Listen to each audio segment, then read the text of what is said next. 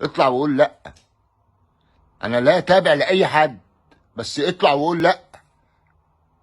قول لا للظلم، قول لا للفقر، قول لا المليارات اللي بتخش البلد ما بنشوفش منها حاجه ولا الشعب بيشوف منها حاجه.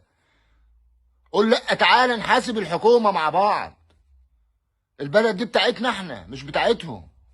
مصر دي بتاعت الشعب، مش بتاعت السيسي ومش بتاعت اللواء مش عارف مين وبتاعت رجال الاعمال، لا بتاعتنا احنا. هما شايفين نفسهم مصريين درجه اولى، لا احنا الاول وهم يمشوا، ما احنا مش هنمشي.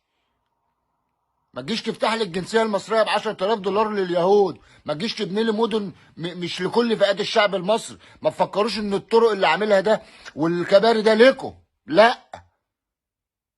ولا تطوير البلد ولا تجميل البلد ليكوا، لا. عشان يبيع، عشان يحل المكان ويبيع.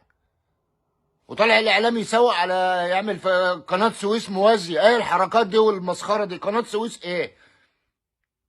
الاقتصاد بتاع، يعني انتوا شايفين الاقتصاد ضعفه خالص بيقتله، وجاي يقول لك قناه سويس. قناه سويس دي ايه؟ انت عارف يعني ايه تعمل قناه سويس؟ عارف الفلوس اللي هتتكلفها قد ايه؟